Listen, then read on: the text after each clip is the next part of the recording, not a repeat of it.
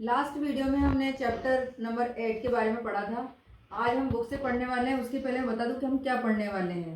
इसमें बताया गया है कि जो मदुरई काची नाम की जो बुक है, जैसा कि मैंने आपको बताया था कि हमें टाउन की जानकारी किससे मिलती है। कोई भी ट्रेवलर्स आते हैं तो उनके वो जो यहाँ के बारे में लिखते हैं बुक्स वगैरह, तो हम उसी में पढ़ के हमें वहाँ की जानकारी मिलती है। तो मदुरई काची जो बुक है वहाँ से चैप्टर स्टार्ट है। उसमें बताया गया है कि जो मदुरई में एक अंगड़ी नामक जो मार्केट है, मार्केट के बारे में डिस्क्रिप्शन दिया गया है कि वो किस तरह का मार्केट है। वहाँ पे बहुत ज़्यादा क्राउडेड प्लेस ही है। वहाँ पे बहुत सारी चीज़ें मिलती है, जैसे कि कई प्रकार के वहाँ पे जो आर्टिकल्स हैं, जिस तरह से कौन कौन से वहाँ पे ज्वेलरी मिलती है, किस तरह के वहाँ पे डायमंड्स मिलते हैं, वहाँ पे पर्ल्स मिलते हैं, वहाँ पे कई प्रकार के मोती वगैरह का यहाँ पर डिस्क्रिप्शन दिया गया है। और उसके बाद हम पढ़ेंगे इसमें कि टूल्स वगैरह, एग्रीकल्चर कैसे डेवलप हुआ। जैसा कि हमने कल समझा था कि विलेज अगर हमें डेवलप करने हैं तो उसके लिए हमें वहाँ पर टूल्स वगैरह भी बनाने होंगे। तो टूल्स के बारे में बताया गया है।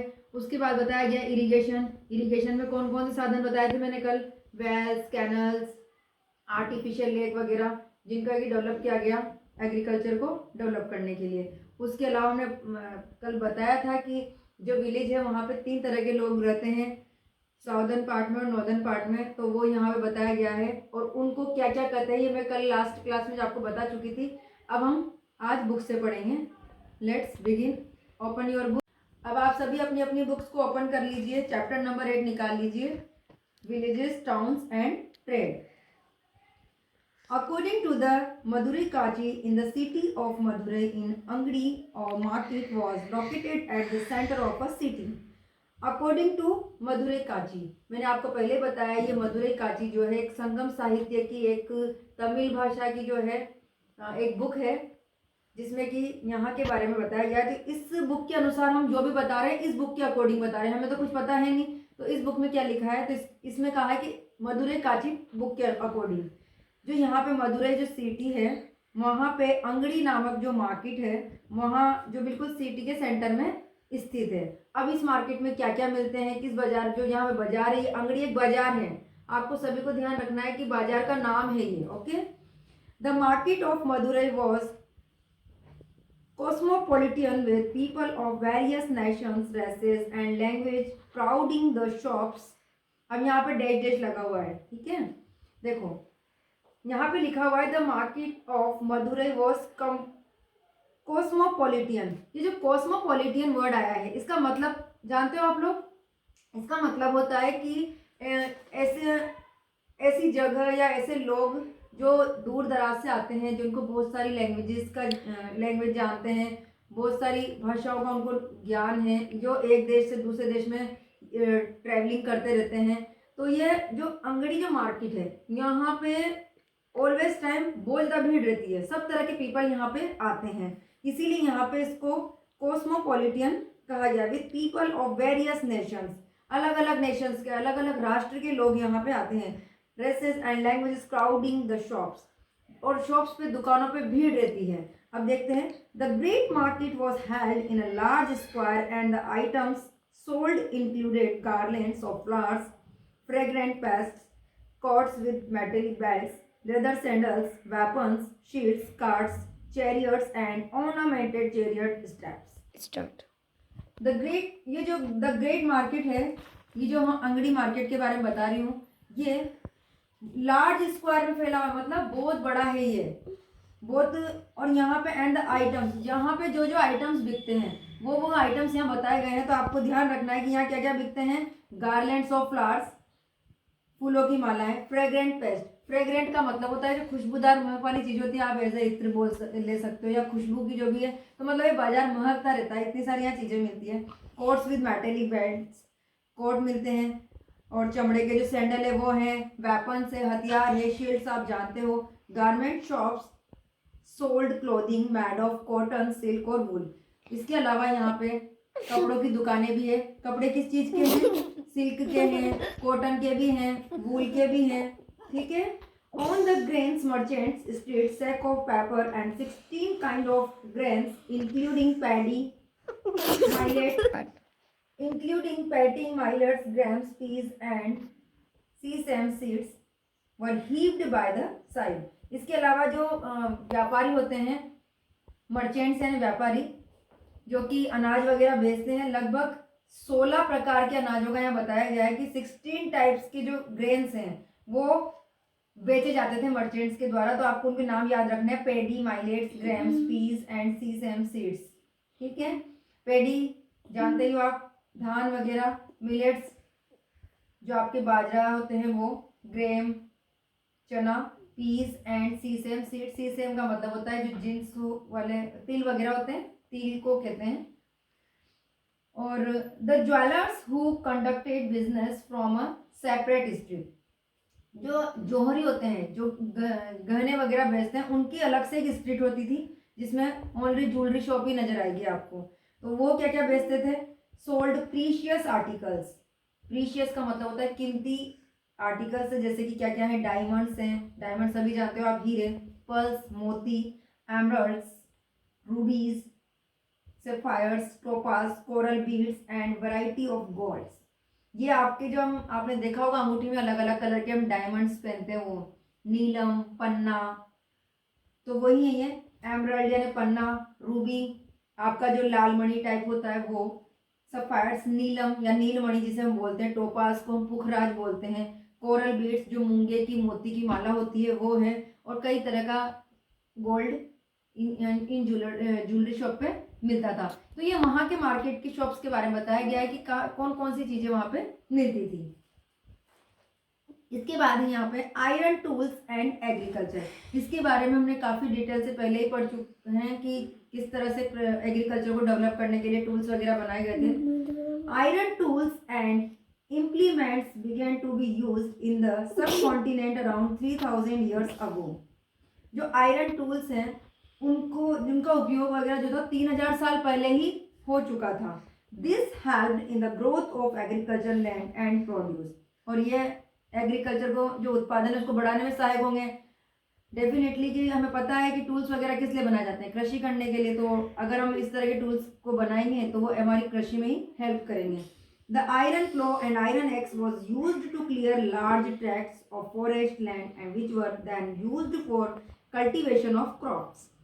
जो iron plough and iron axe आप सभी जानते हो, जैसे कि गांव में देखते हैं वो कुल्हाड़ी या फिर एक्स कुदाली जिसे हम बोलते हैं।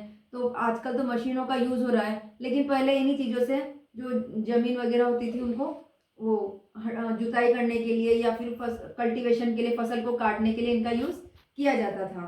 तो वही स्टार्ट इंक्रीज्ड एग्रीकल्चरल प्रोडक्शन। अब किस तरह से एग्रीकल्चर प्रोडक्शन बढ़ा उसके बारे में। Agriculture was the main rural occupation in this period. Rural का मतलब होता है विलेज का। जो उस समय रूरल एरियाज थे, जो ग्रामीण एरियाज थे, वहाँ का मुख्य ऑक्यूपेशन का मतलब था व्यवसाय, वो था कृषि, agriculture. The use of iron ploughshare increased farm production significantly. New agricultural practice were developed to grow a large variety of crops. अब जैसे एग्रीकल्चर में अलग अलग तरह के ये डेवलप्ड किए गए वेपन्स, एक्स वगैरह, तो प्रोडक्शन में भी ग्रोथ होगी, ये प्रोडक्शन भी इंक्रीज होगा। इसके अलावा जो अलग अलग तरह की क्रॉप्स को भी उगाया जाने लगा। ट्रांसप्लांटेशन ऑफ सीडलिंग्स और small plant revolutionised paddy and vegetable cultivation. इसके अलावा आपने देखा होगा ट्रांसप्लांटेशन, जो सीड्स को चेंज करके छोटे प्लांटेशन, बड़े प्लांटेशन, तो इस तरह से अलग अलग तरीके कृषि करने के अपनाए जाने लगे। आपको यहाँ पे ध्यान रखना है, irrigation also improved with canals, wells, tanks and artificial lakes being used to water the fields. Underline कर लेना, यहाँ से यहाँ तक आपको लर्न करना है कि इरिगेशन के लिए क्या क्या इंप्रूवमेंट किए गए। मैंने बताया था कल आपको, इरिगेशन मतलब सिंचाई के साधन, क्योंकि अगर हमें अच्छी फसल उगानी है, अच्छी कृषि करनी है, अच्छा उत्पादन करना है क्रॉप का, तो उसके लिए इरिगेशन भी होना जरूरी है। और इरिगेशन कब होगा? जब हम नए नए साधन बनाएंगे, जैसे वेल्स हैं, कुएं खुदवाए गए, कैनल्स बनाई गई, आर्टिफिशियल लेक्स बनाई गई। तो इस तरह से यहाँ पे इस तरह से इंक्रीज हुआ। फिर इसके बाद है लाइफ इन द विलेजेस। ये कल हम पूरा डिटेल से पढ़ चुके थे। अब इसमें देखते हैं। Different kinds of people lived in rural areas in southern India, Kerala, Tamil Nadu region. देखो हमने कल सदर्न इंडिया का जो पार्ट पढ़ा था उसमें मैंने बताया था कि जो सदर्न वाला पार्ट है जिसमें कि आपका केरला वाला हिस्सा आता है, वहाँ पे भी 3 टाइप्स के लोग थे। हमने पढ़ा था एक तो वो जो बहुत ही ज़्यादा जमीन लार्जेस्ट लैंडलॉर्ड जिन्हें हम बोल सकते हैं, बहुत ज़्यादा जिनके पास ज़मीनें हैं। उसके बाद थोड़े जिनके पास ज़मीनें नहीं हैं, और किनको इस पर इनमें जो है स्पेशली वर्ड्स थे जो हमने कल पढ़े थे, उजावर्स और वो कदासियार, उस तरह के, तो वो हम ये पढ़ने वाले हैं। There were 3 main classes of people, rich land owners called Vellalars, common plowmen called ujavars, and landless laborers including slaves called kadasiyar and आदिमाई। यहाँ पे ये ज़्यादा बताने की जरूरत नहीं है, कल आपको बताया गया था कि जो रिच लैंड ओनर्स हैं, बड़े जो लोग हैं, उनको कहा गया है वेलार्स, और कॉमन जो प्लोमैन है उनको कहा गया है उजावर्स, एंड जिनके पास कोई ज़मीन नहीं है वो दूसरों के लिए काम करते हैं उनको कहा गया है कदासियार या आदिमाई।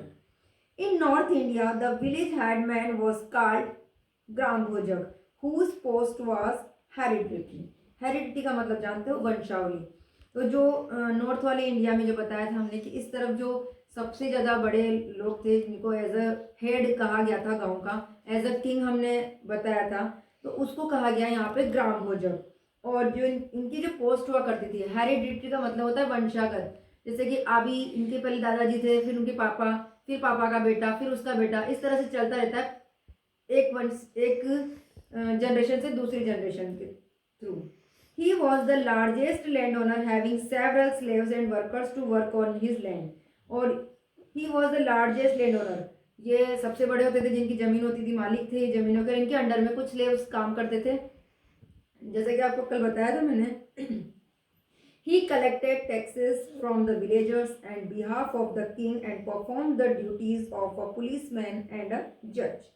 और इसके अलावा ये जो किस तरह का काम करते थे, एज अ टैक्स कलेक्टर के रूप में। कल बताया था कि ये टैक्स स्टार्ट, तो ये टैक्स कलेक्ट करने का काम, इसके अलावा एज अ पुलिसमैन या जज, मतलब जो भी गांव में कुछ भी हो, कोई भी प्रॉब्लम होती है तो सभी लोग।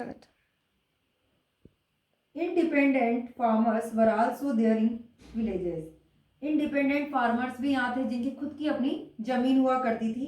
इनको इन जो ये लैंड ओनर्स थे छोटे, जो इनके मतलब खुद के अपने खेत होते थे, उनको कहा गया यहाँ पे गृहपति। ठीक है। Who were landless and worked in the fields, subordinate to them were the das karmkara who were landless and worked in the fields. Each village had such crafts people as potters, blacksmiths, carpenter, weavers and sculptors. इसके अलावा जो subordinate जो कि जिनके पास कोई जमीन नहीं है, दूसरे के अंडर में काम कर रहे हैं, उनको भी यहाँ पे एक स्पेशल वर्ड दिया गया था, दास कर्मकारा। एंड जिन जो इसके अलावा किसानों के अलावा भी वहाँ पे कुछ और भी लोग थे जिनको कि हम बोल सकते हैं यहाँ पे, जैसे पोटर्स हैं, ब्लैक स्मिथ हैं, वीवर्स हैं। तो पोटर्स यानी कुम्हार, ब्लैक स्मिथ जो आपके लोहा, कारपेंटर, वीवर्स जो कपड़े बुनते हैं, और स्कल्पचर्स जो हस्तकला वगैरह के काम करते हैं। इस तरह से इसमें गांव में रहते थे। That's all, thanks for watching. और नेक्स्ट वीडियो में हम मल्टीपल चॉइस क्वेश्चन करेंगे स्टार्ट। और जो अभी क्लास 6 के बच्चे ये वीडियो देख रहे हैं और अभी भी उनको ये चीज़ समझ में नहीं आई है, तो कमेंट बॉक्स में अपनी प्रॉब्लम लिख सकते हैं।